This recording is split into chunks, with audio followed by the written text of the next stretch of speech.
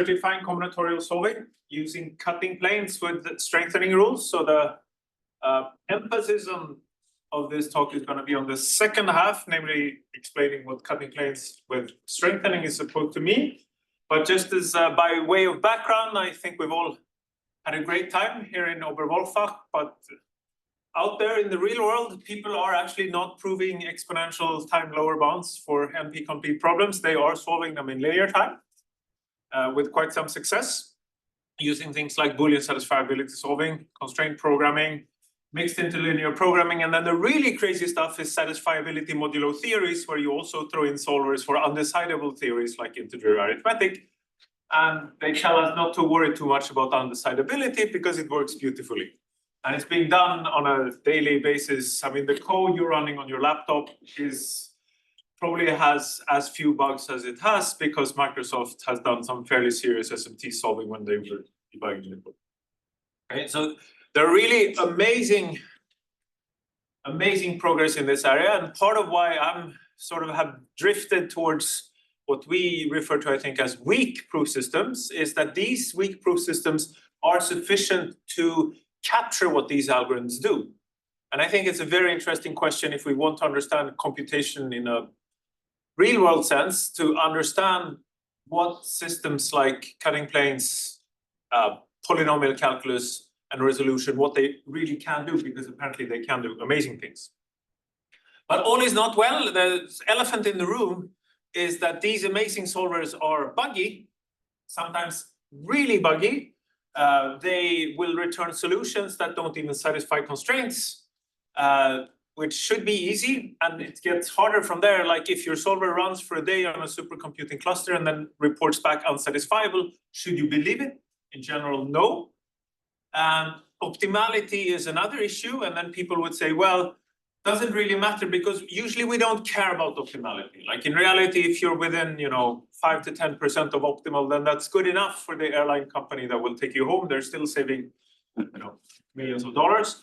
But sometimes it actually does matter a lot, even off by one, and especially if your solver is running inside some other algorithm, then an off by one error can snowball completely out of control. So we do care about errors, and we do care about correctness.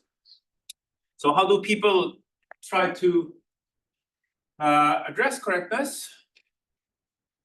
Well, the obvious thing you can do is software testing, and there are actually fairly advanced methods for software testing these days that work very well, but sort of inherently, all you can do when your testing platform says that it didn't find any further bugs, that means exactly that whatever bugs there might still be, we don't know if they are there. So we want a more principled mathematical approach. And the most principled mathematical approach of all would be to do formal verification. Okay, so this would be basically you specify what would it mean, for instance, to solve Boolean satisfiability. And then you write down a piece of code and you prove a theorem using, Isabelle or Lean or something like that this solver solves this problem. Okay, and this would be amazing. And the only problem is that the formal verification methods that exist today are nowhere close to scaling to the highly optimized things that state-of-the-art solvers do. So the one approach that has been successful to address this is what's known as certifying algorithms or proof logging, where your algorithm in general should output not only an answer, but it should output some kind of certificate or proof in a simple machine-readable format that can be verified. So the workflow you get then is, as before, you have an input, you feed it to your algorithm, to your solver, and your solver gives an answer, but it also gives you this proof.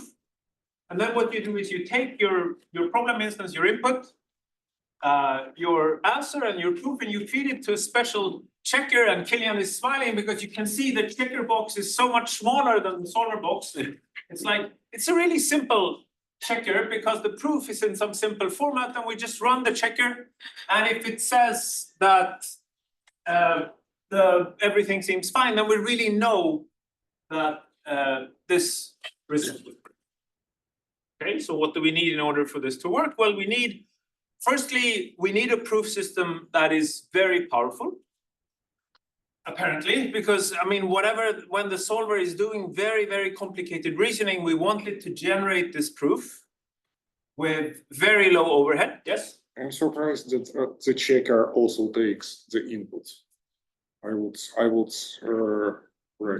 expect from the checker, good checker, to tell me that the solver is correct, period, for all inputs. No, that's the whole point. Before, we're not verifying the solver. We're verifying because we don't know how to do it. That would be formal verification. And we don't know how to do that. Sorry, so I'm going to give you something weaker. No, this is a very good point. I'm just going to tell you, whenever you said, I ran the solver on this input, okay, and I got this answer, and the proof is going to tell you that this particular execution is correct. And note that this will, even if the solver is buggy, you might still get a valid proof out of it for this particular execution, and then you can trust that solver execution. And I presume you are talking about unsatisfiable inputs, because for satisfiable it's not interesting, right? Unsatisfied in this setting, we should think of unsatisfiability as being the more interesting. Yes, unsatisfiability or optimality or lower bounds on your victim. Yes. Point. So okay, so on the one hand, whatever the solver does, we want to be able to write it down in a simple proof. In an expressive proof format without a lot of overhead. I mean, if the solver, for instance, does some counting, clearly it seems like resolution might not be a good idea because we know that resolution will take an exponential overhead to count. So on the one hand, we want a powerful proof system, but we want the checker to be trivial. We want basically a good undergrad ideally should be able to code it up in a day so that we can really, we can just look at this piece of code and say, yes, the checker is clearly correct. Or at least we want to be able to formally verify that piece of code. Now, the undergrad being able to code it up in a day we won't quite get that, but we'll get something close. And there's sort of a clear conflict here between, on the other hand, wanting this amazingly powerful proof system that, on the other hand, is trivial, and you might think that this is a little bit too good to be true. And this is, in fact, what the communities doing combinatorial optimization have been struggling with, because either they have this very, very strong proof system, some of them have, where it's like even verifying correctness is like totally non-obvious what you would do. Or over on the other side, you have very simple proof system that people have been trying to use in SAT solving and in combinatorial, in constraint programming, where you run into the problems that suddenly if your constraint programming solver is too smart, then it will take exponential time to generate proofs. So the reason I'm here and what I've been working on for the last few years is to say that it is actually possible to find a compromise between these two requirements. And what we should do is we should look at the one community that has so far implemented this with the most success, namely our friends over in Boolean satisfiability, sort of the flip side of proof complexity. And they have been using resolution, and then they have been working on different kind of strengthening rules that are sort of extended resolution with a twist. And we're going to shamelessly steal all of their work, except we're going to lift it to cutting planes and then hack it a little bit. And we have done this, we've implemented this in a tool that we call VeriPB, and the amazing thing is that this really seems to work. So somehow our empirical observations, or we zoom out for a little bit, the empirical observation would be that if you're looking at cutting edge combinatorial solving, these solvers that have to run really, really fast, solve problems with millions of variables, it seems that whatever clever tricks they can pull off is something that you can formalize in cutting planes. Okay. And also formalize with very low overhead. So we'll get to that in a minute. So sort of the setting is, jumping ahead a little bit, this is an applied setting. So, saying that two proof systems are polynomially equivalent won't cut it at all. Like we will care about linear factors here. So just as a question, so you're doing the 0-1 integer linear inequalities, is that? That's my language. Yeah, right.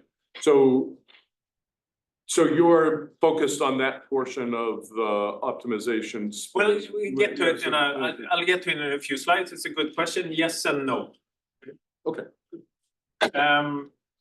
Okay, so the reason is like, you know, you can translate 0-1 interlinear programs are very expressive. So even if you're solving a graph problem, chances are there is an interlinear program that expresses this problem very nicely. So I'm sort of gonna have parallel processes. The solver is maybe going to run on the graph, but whatever it does, I'm going to be able to describe it on the 0-1 ILP in parallel. Is that making sense? Sure. You're sort of pushing me constantly a few slides ahead of myself. So of course I'm here to do a yes. So what's wrong with the extended resolution? We'll get to it. It That's seems not too weak. Difficult to verify. That's too weak. Oh, Too weak. It will not do the job. There are certain, I'll get to that as well. You incur, like, at least it seems for some things that we really want to do, we don't know how to get rid of, say, quadratic or cubic overhead. That's going to kill you. Some things, like symmetry breaking, we just don't know how to do. That's going to be one of my open problems. Yeah, so extended resolution is, they've tried it, it has failed. It's a very interesting question whether it would work if we were smart enough. I don't know. Well, I do know that people tried, they failed, we switched to cutting planes, it works. Okay. So, okay, so what do I want to do? Well, I want to, this is a, talk is a marketing pitch, and on a more serious note, maybe this is, I think it's an interesting, for me, it's an unexpected application of sort of upper bounds in proof complexity. Suddenly we have, the reason that we can do this is somehow we have been obsessing trying to prove lower bounds for cutting planes, failing and sort of running into obstacles which were smart things that cutting planes could do. And now somehow we can leverage all of this cleverness of cutting planes to actually certify algorithmic correctness, which is kind of nice. And then I'll try for this audience, I won't show you much or anything really about how we do proof logging, except I'll give you some high-level overview, but I won't really go into like how an algorithm would turn into a cutting planes proof. I'll try to focus on the proof system and highlight some proof complexity clusters for this proof system. So I said it was going to be a marketing pitch. So let's do the marketing pitch right away to get it out of the way. Like, what's the point of proof logging? I think it's important to, the one reason why people started doing this is, well, we want to know that we got the correct answer from our solver. But if you have proof logging, then it turns out that it is a versatile tool that can give you much more. One thing that it gives you that formal verification would not give you is, suppose you run your solver or your algorithm on a supercomputing cluster and it's a hard problem, so it's maybe going to run for a day, you are going to have hardware failures. Some node is going to go down and the master node maybe doesn't notice that it didn't got anything back, or not getting anything back was good news. But in fact, it's because this particular node died or something. It doesn't help you so much that the code was formally verified, because it just, there was a hardware failure. You can do it twice. Yes, but even better, I can ask for a certificate. And then I can just offline run through this proof, and I will see, or if there was cosmic rays or whatever, or if my code was correct but the compiler was wrong. At the end of the day, after the execution, I will get a cutting planes proof, and I can just check this cutting planes proof. So if it is long enough, then you will still you'll need a piece of software to check it. Absolutely, but sort of, I think you can make a fair argument that if you have a bit flip in the proof at that level, then the probability that it's a bit flip in a bad direction is, like, in some sense exceedingly small. Okay. Plus, again, the proof checker is going to be so simple. So, yeah, I mean, it's a valid counter argument, but See some details. Also, it turns out that the people who do this, the people in combinatorial solving and optimization who we have convinced in doing this, these are people, usually the people that are obsessive about correctness. So they just want to know that their solver is correct, and we give them a tool for proving it. And what happens is, like, every single time, pretty much, you find subtle bugs in the code that they had missed. And that never ever triggered on the thousands of test cases they had, because it's some super weird pathological corner case that the solver is never not checking, but it never makes a difference. But when you run it to the proof checker, it says, like, wait, you're backtracking here. I don't see that you've checked the search space. So it's a debugging tool.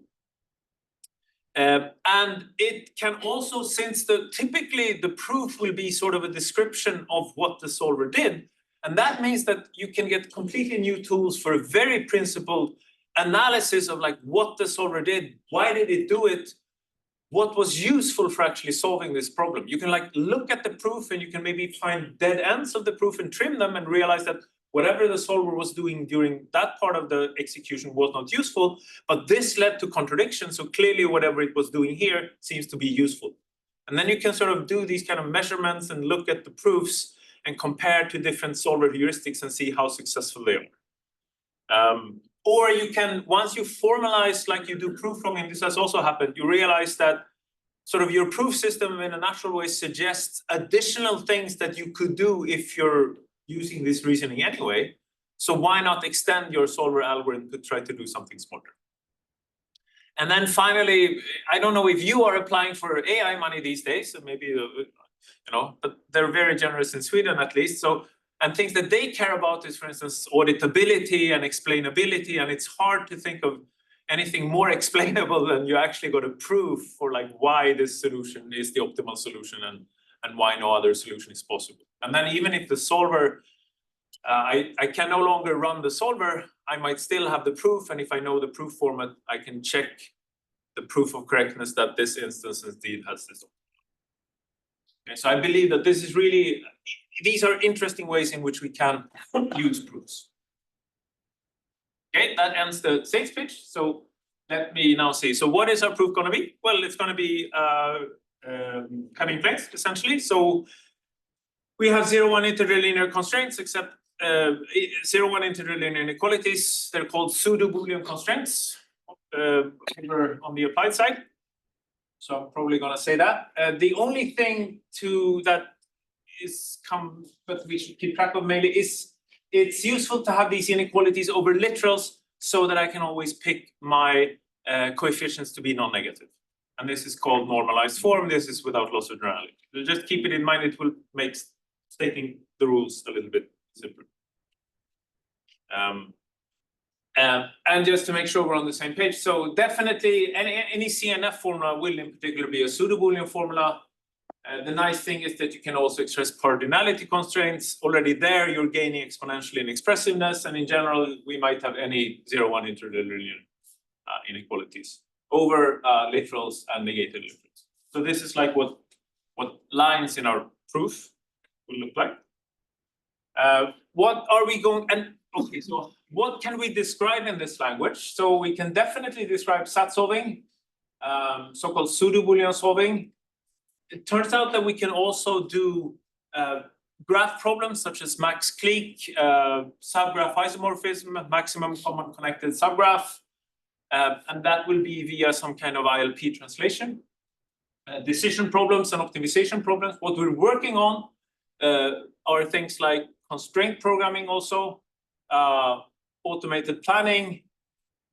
People who solve these problems, not only do they solve SAT, they can also count the number of satisfying solutions to a formula successfully. So they're solving Sharpie problems as well. So this is something that we hope to publish reasonably soon. And then in a longer perspective, it would be great to also do things like mixed integer linear programming and SMT solving. But then that's sort of getting into, if you want to do mixed integer linear programming, you have to think about like, okay, how am I going to deal with floating point and things like that. So it's a little bit further away. So for SMT solving, you're thinking of adding another theory on as an adjoint, or? No, I want this to be like the base language, and the theories should talk to me in this language. Okay. This is very much not what they're currently doing. So they have sort of gone this route of having an extremely expressive, basically their proof language now, as far as I understand, is sort of a union of, like, you will have symbols for every single thing that every single theory can do. And then even like, why is the union of these theories sound is highly non-trivial. So we would, I believe that it would probably be better to sort of try to translate things to some kind of simpler format. Whether that will actually happen and whether that is a good idea or not very much remains to be seen. So SMT is sort of more speculative But the more like Boolean problems and I think integer, as long as you're discrete, I think this will work. Although, I mean, it's there's a lot of work remaining, obviously. Okay, so just to describe a little bit, I'm sort of trying to get to the proof system. I'll get there soon in a few slides, but just to explain how this is going to work. What we're not doing is we're saying, oh, here's a new proof system. We would like you to express your algorithm in this new format and use cutting planes reasoning. That is not going to fly. These people have highly optimized code, and they are not interested in proof reasoning. So you should think of proof logging as you're given the basically some massive piece of code that does whatever it does. And what we need to do is just go through it, understand it, and add judiciously chosen print statements in the code. So that somehow at the end of the day, this will magically be a valid cutting planes proof. This is sort of the piece. So we're really the point is we're not gonna say, oh, you could build another combinatorial solver that does proof logging. No, we're gonna take state-of-the-art solvers and we're gonna equip them with proof generation. Also for this to be interesting, the logging, the actual like how much overhead can you accept when generating the proof? Not much. Say 10% is fine. If it's more than that, then solver authors are not so interested. So that means that again, it has to be very simple to generate these proofs. Checking them might take longer. So like in the SAT competition, they have a factor 9. So say if my solver runs for 1 hour, then I would be okay, or at least I'm willing to accept that it takes 10 hours to check the proof. Yes? So overhead, in what sense? Length of code or? Overhead in the sense that if I run my solver, it takes 1 hour. No. And if I switch proof logging on, then I'm willing to let it run for 1 hour, 6 minutes. So the extra time generate like solver running with proof logging switched on, solver running without proof logging switched on. That's the overhead. What is the second time then? Oh, The second time is the line, I mean. Second? Second line. What's the difference between the first and the second line? The logging is generating the proof. It's just printing it out. Yeah. That should be super fast. Now the solver terminated, and we have this big proof object now. Yes. I'd like to know whether it's a correct proof. Yeah. So I'm going to go over it and check it. Yes. That's the verification phase. So how much time?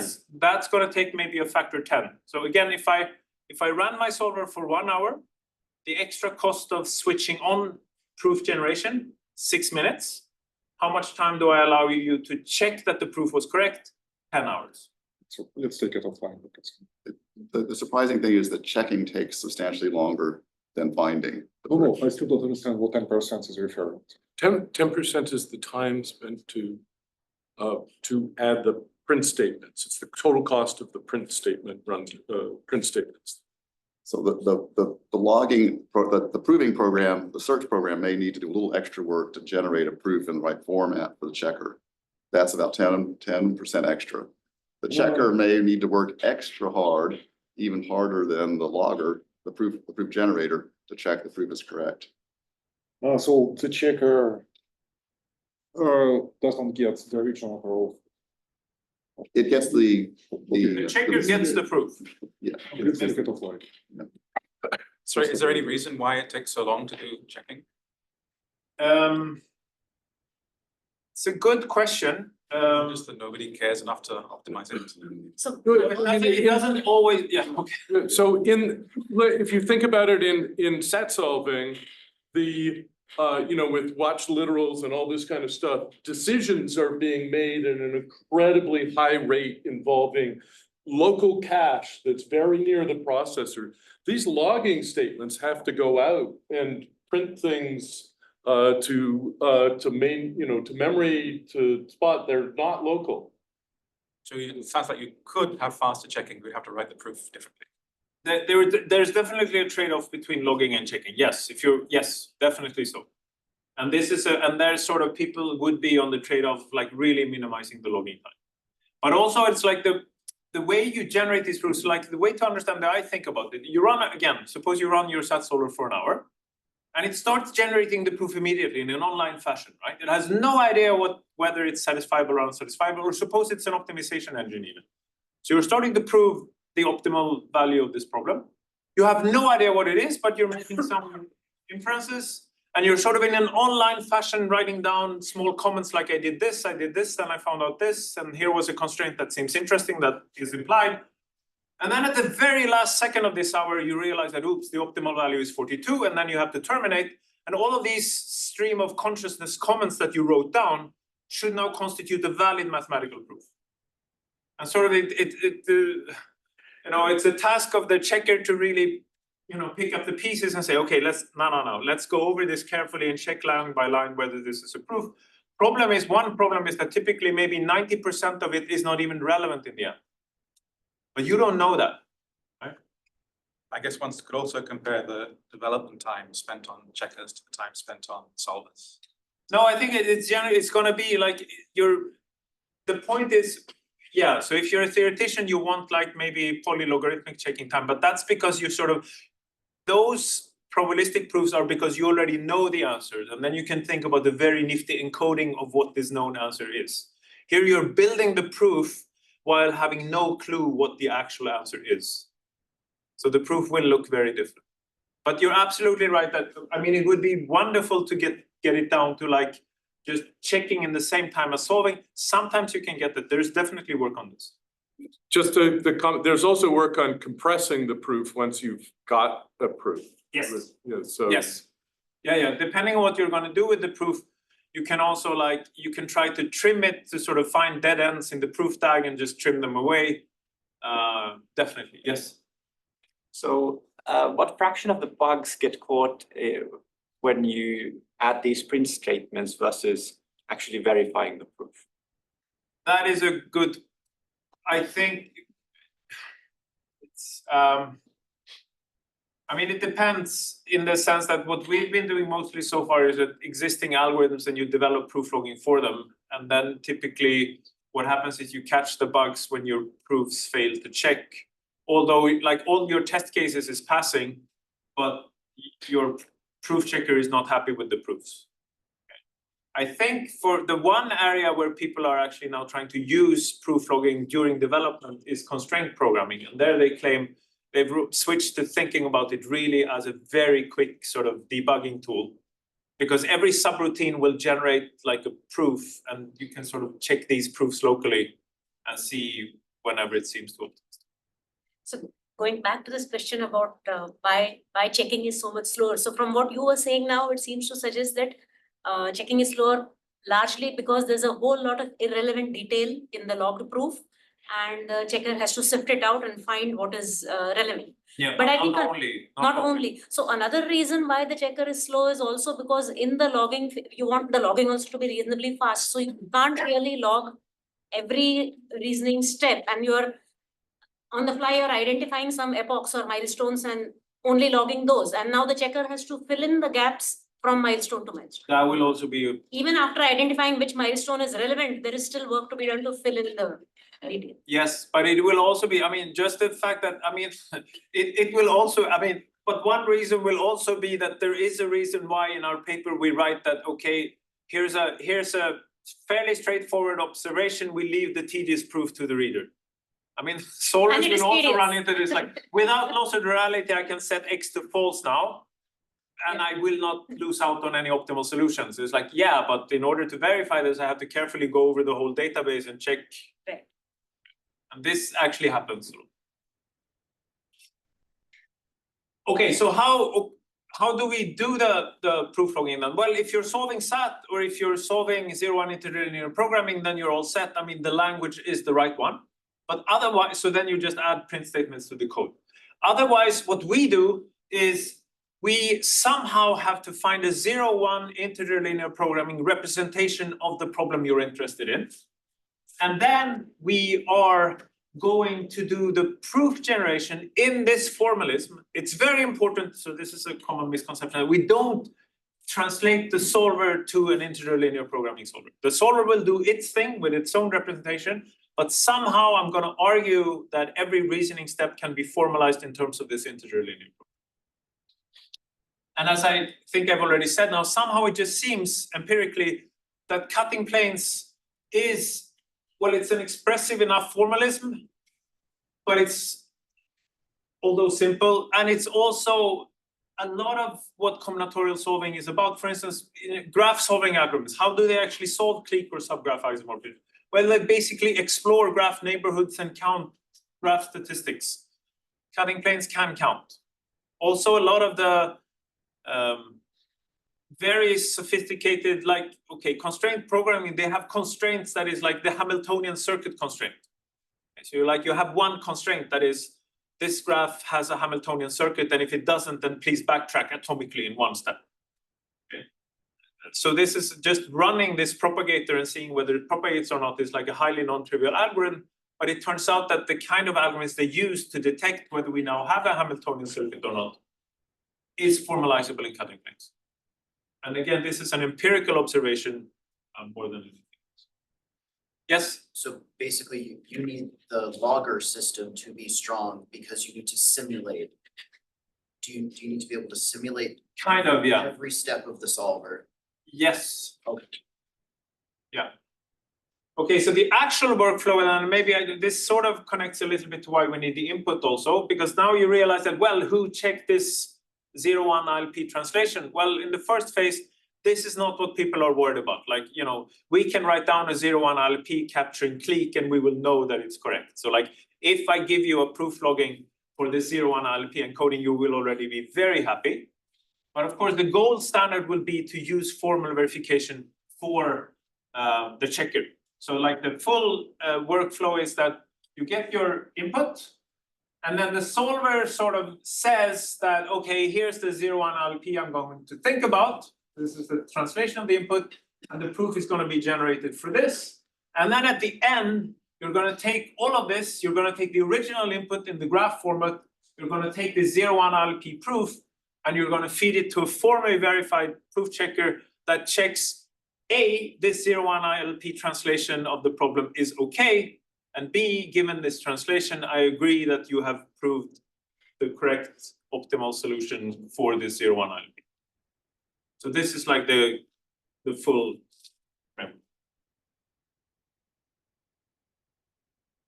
Okay, finally, so what is our proof system now? So it's important, it's going to be a configurational proof system. So I will carry around with me like all the constraints, all the 0-1 integer linear inequalities that I know. Importantly, there is no such thing as if you've done like space complexity in proof complexity, we usually have like the formula on an input tape. We don't have this here. So we start with the formula and we have it in memory.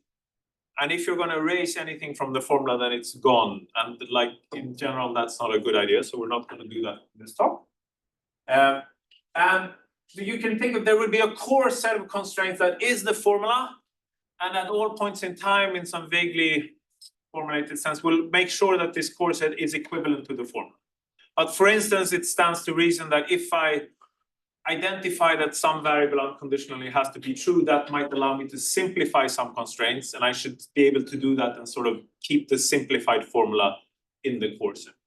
Everything I derive will end up in a derived set. And what will that be? Well, typically anything that the solver actually derived, like if you have a SAT solver, it will derive new clauses, they will be over here. Another thing that will be over here is maybe some extra constraints that the solver has no clue about, but that I'm doing as part of my proof logging process just to help justify correctness. Can you delete things from the derived part? From the derived set, yes, we'll get there, but deletion is completely free. So that's the whole point. Like this will sort of be equivalent to the formula. How this grows or shrinks is more a matter of convenience. Yes.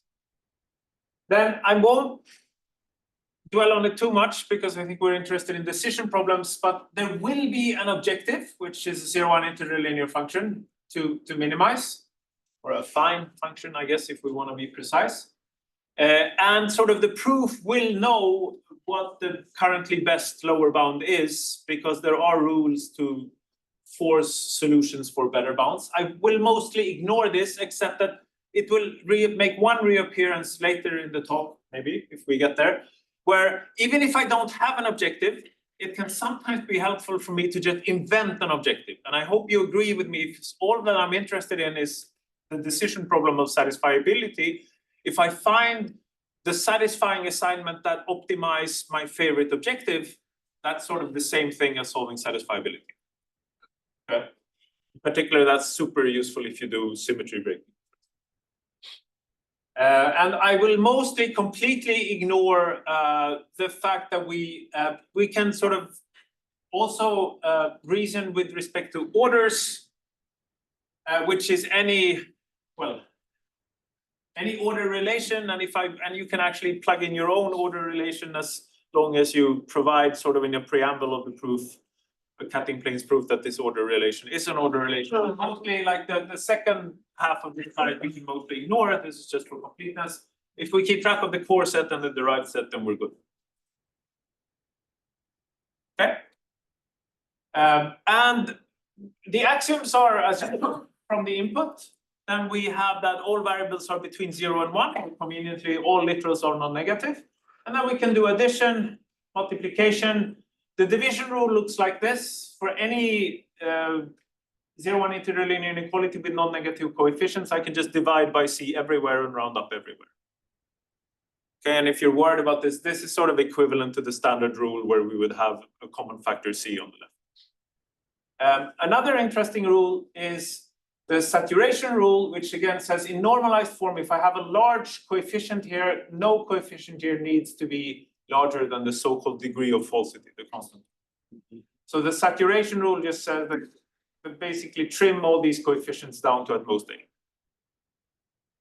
Okay. And just to make sure we're on the same page, so what will we do? So, you know, in the cutting planes derivation, this is sort of what will happen in the proof. We will have some kind of constraints. One of them will multiply by 2. Then apparently we have some other input constraint. We can add them up. Then we have a literal axiom. We can multiply it by 2. We can add up. And now we have a cancellation on Z. And we implicitly simplify.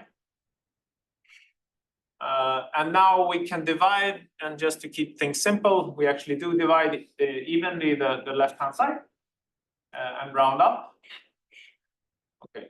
And the way this will look in the proof system is that every constraint that I've seen previously has a number, except axioms that look like tilde is negation. So if this was sort of, if I know that this is constraint 1 in my database and this is constraint 2, then this kind of tree-like, every proof line will sort of be a tree-like cutting planes derivation that will look like this. So this is actually what our proofs will look like, lines like this. Yes? Can saturation simulate division or not? Excellent question.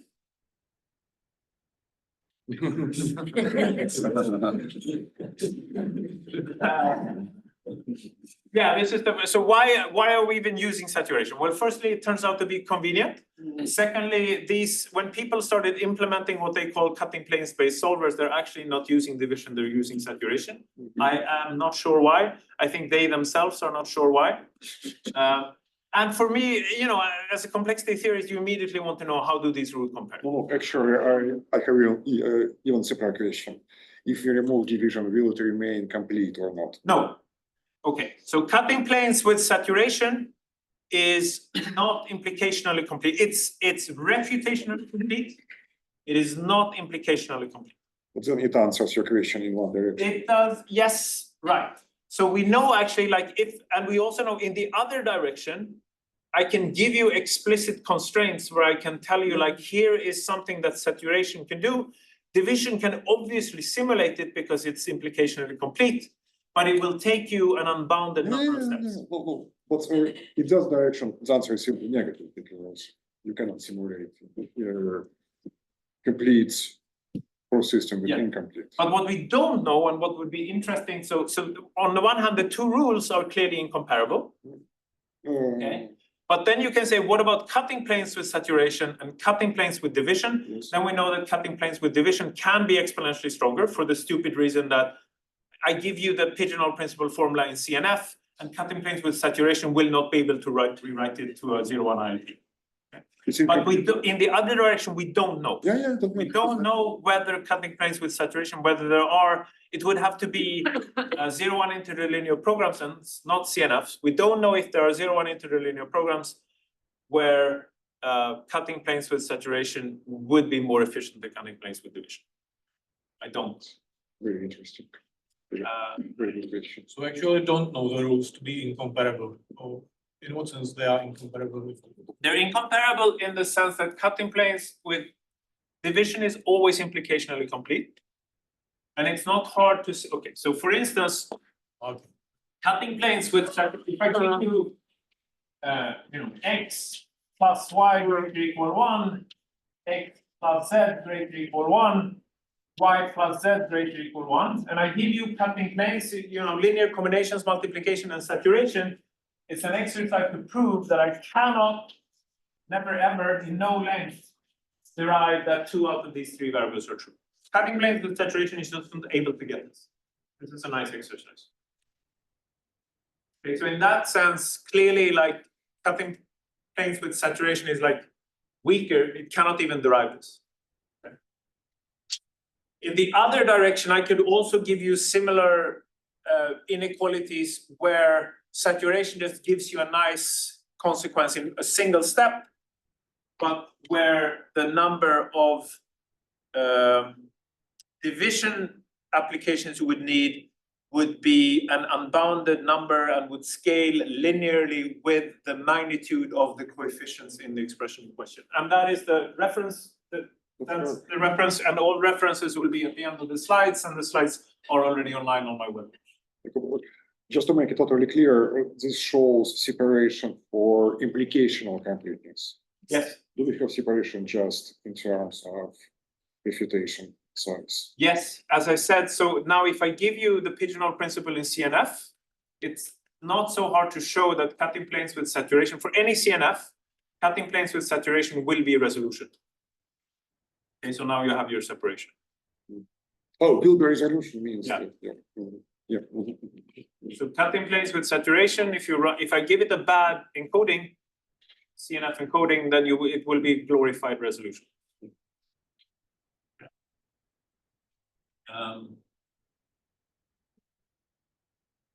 Okay, here comes the redundance rule that is important for some rule applications. So we say that a constraint C is redundant with respect to a formula F if, well, F and F union C are equisatisfiable, and as I think this condition is essentially from Sam and Neil, that this holds if and only if I can come up with a witness, this is a substitution mapping variables to truth values or literals, such that F union not C implies F and C under the substitution logic.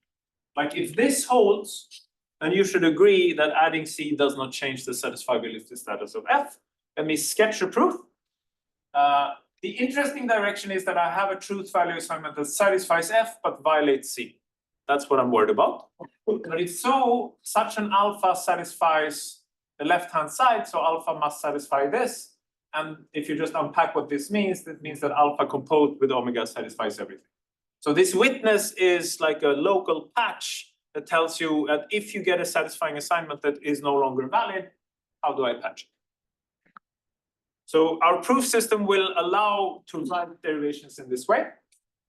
And importantly, in the implication should be efficiently verifiable. So I will have to give you, write down in the proof exactly what omega I have in mind, like list the domain and what the values in the domain map to, the variables in the domain. And then I have to be able to verify for every constraint in here that it actually follows from here.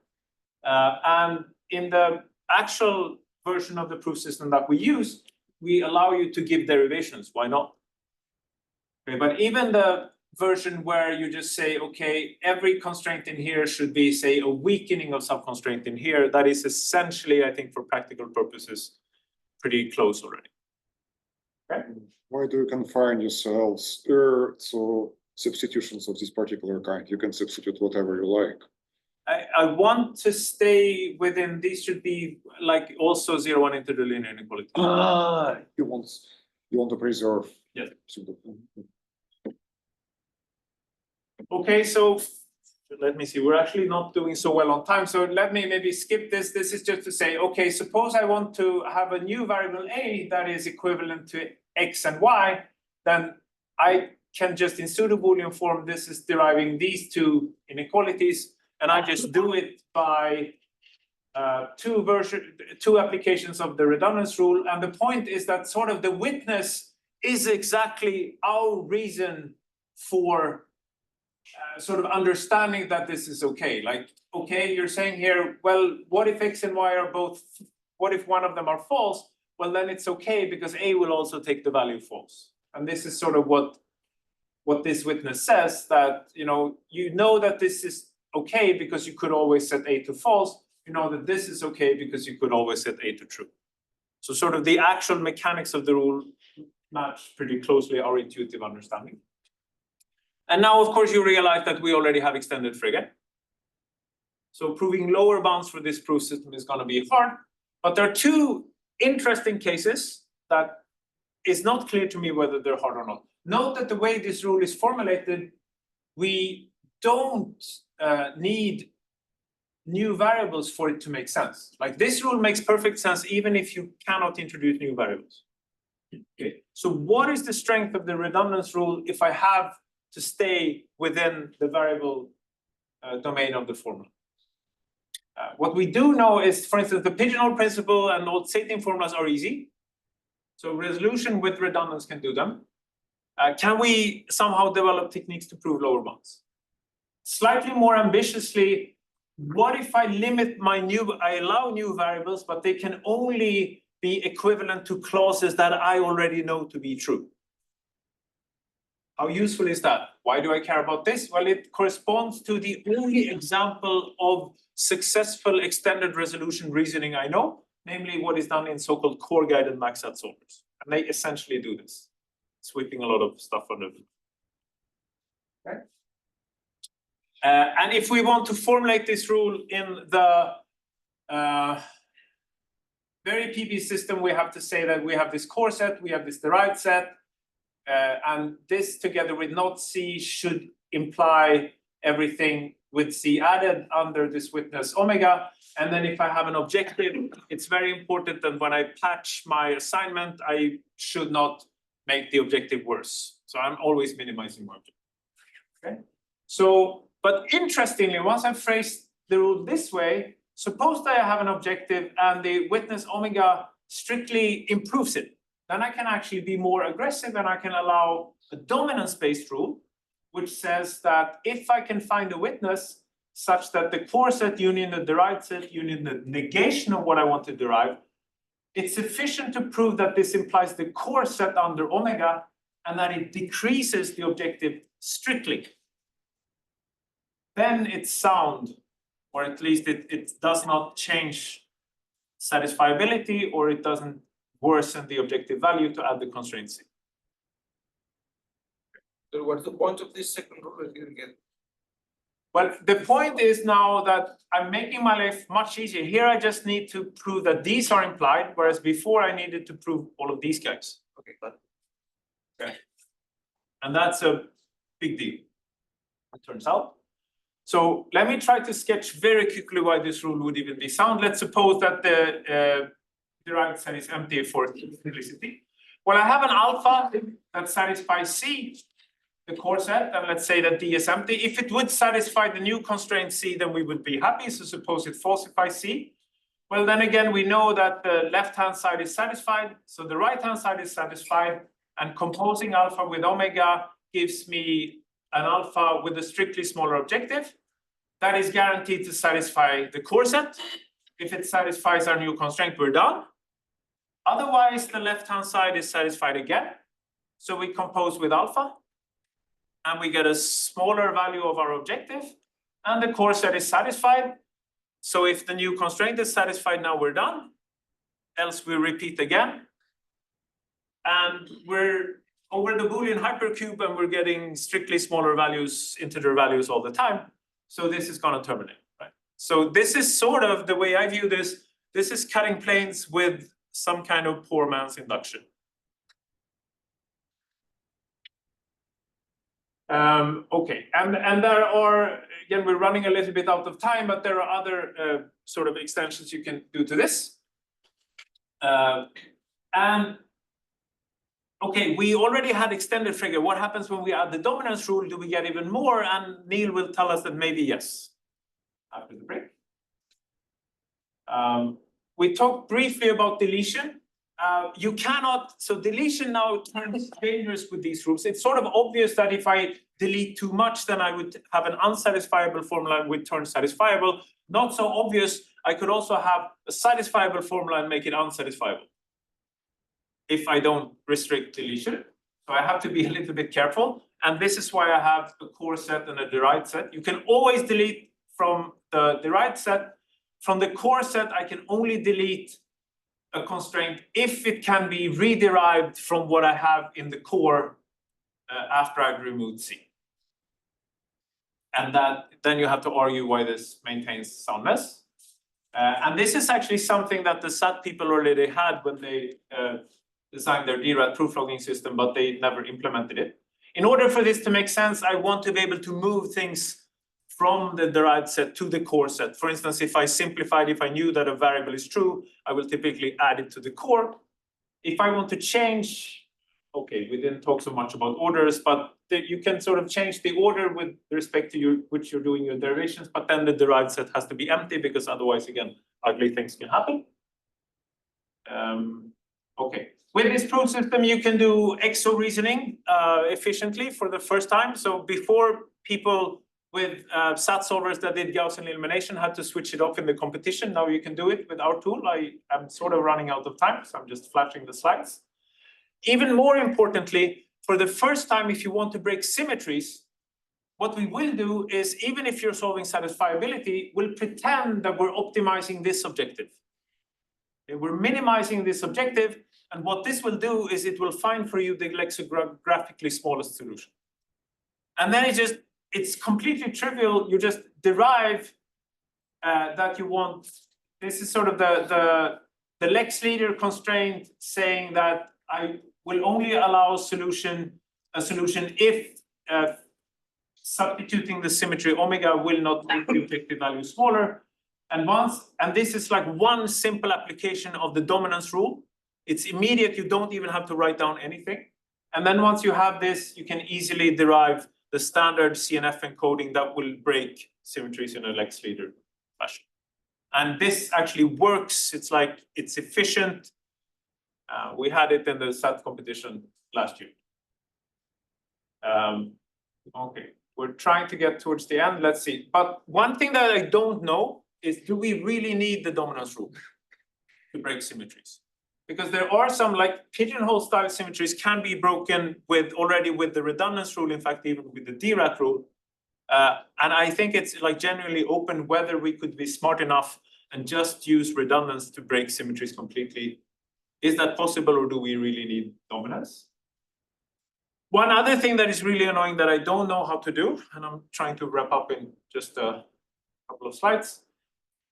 One thing that also shows up in applications is if you already done some type of reasoning, for instance, when you're doing graph solving, and you know that for any neighborhood like this, I know that there is no subgraph isomorphism in here. And if I know now that another neighborhood of the graph looks exactly the same way, I would like to argue that it looks the same way. I already know that I couldn't map into there, so clearly I couldn't map into here. You would basically need substitution proofs for that, or you would need to derive a lemma that you can apply again. I don't know how to do that. I would be very interested in finding an efficient way within this proof system to do this.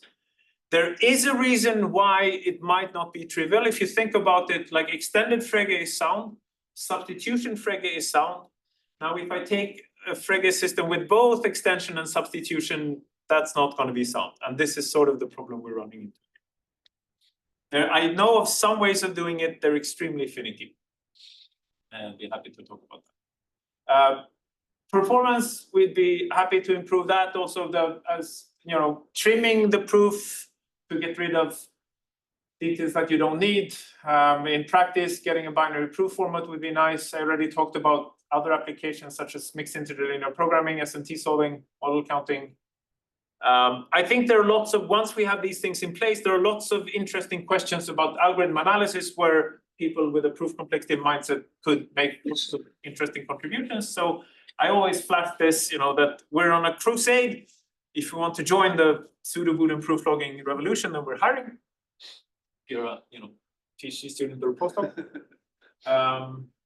Okay, so that, and there's lots of documentation available, a fair number of papers by now that is implementing, showing how all kinds of different types of combinatorial reasoning can be implemented within this cutting planes with strengthening rules system. Combinatorial solving, the solvers are amazing, coming up, but ensuring correctness has remained an open problem. As of today, this idea of equipping solvers with proof logging seems to be the best approach, the most promising approach. Cutting planes seems to be the proof system made for this, which is an accidental discovery, but it really seems to work. What I've tried to convince you about, although I had to go fast, is I tried to highlight some questions where I think there are interesting proof complexity questions that we could study. Okay, so that's it.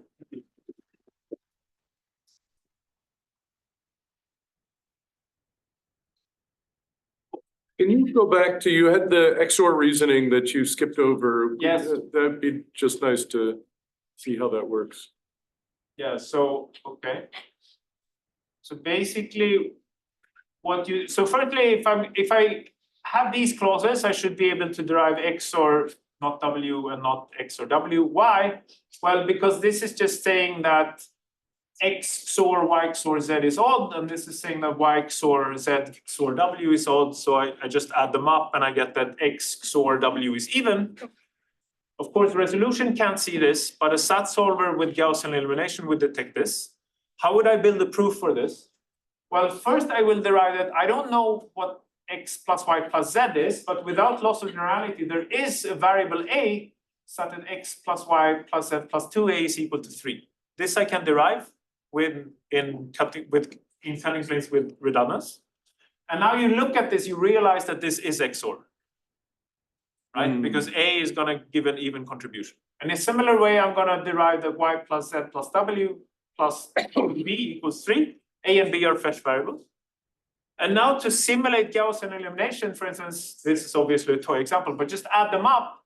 And now I see that everything has an even coefficient except X and W. So clearly X plus W has to be even. So I've actually derived that the XOR of X and W is even. And the only question is, yes, but it's sort of hidden. Can I extract it efficiently? The answer is yes. I think it's this example, in fact, we've worked out, like completely showed how to do it. And again, this is sort of, this works in practice. Obviously, what you would do, you'd run your Gaussian elimination solver, but whenever it makes a Gaussian elimination step, you know which equalities and inequalities you want to add. So this is again like the Gaussian elimination engine is completely unaware of this, of course, but I'm just building a cutting planes proof that sort of mirrors what the Gaussian elimination is. Do you need large coefficients? Yes, sometimes large coefficients will be very important. Yes, typically, yeah. Yeah, this will be, in particular for symmetry breaking, we need exponentially large coefficients. Yeah, which is not but the bit size is scaling nicely with the instance size. So the exponential coefficients we use, there would be a way of breaking symmetries in constant size coefficients. We never had the energy to implement it because exponential size coefficients works just fine. Yeah, in curiosity, so you said in the actual workflow, like after you have your checker, you have your checker make clean up the proof and give it to a formally verified checker. Correct. And I'm curious. Is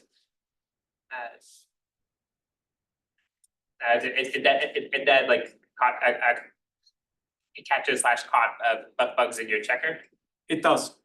Definitely, yes. The formally verified checker is a great way of debugging our proof checker, yes. So One last question. Which is like one reason why I think you really want formally verified proof checking. Because in the end, as you can see, that the proof system wasn't quite as simple as I want. So you had very PB you talked about all the time, and then you mentioned Cake DB on the last. Yeah, so Cake PB PB. is the formally verified backend in the Cake ML environment that is using I think it's using Hull to sort of it's an environment where you can go from mathematical definition all the way to provably correct machine code. So developed by Yongkiam Tan in Singapore, Magnus Muren at Chalmers in Sweden. So you have like basically what you start with, you start by actually defining our proof system mathematically. And then you actually write down theorems saying why the dominance rule and the redundance rule are sound, for instance. And then there's like layer by layer, you sort of prove that more and more fine-grained implementations of checking algorithms. And then the very last step, you get like machine code that will take a proof that very PB has cleaned up and simplified a bit and removed, because all of these things where I don't have the energy to write down the details, the proof checker, you'll have to figure it out. Like Cake PB will not be willing to do that in a formally verified way. So very PB will elaborate the proofs, ship them to Cake PB, and Cake PB is fully formally verified and basically is able to just add up, divide, zero and interlinear inequalities. It's also able to do things like plug in substitutions and check the things that are needed to check redundancy. Okay, I think further questions can be asked in the post. Thanks, Stephen. We'll get back at 10:30.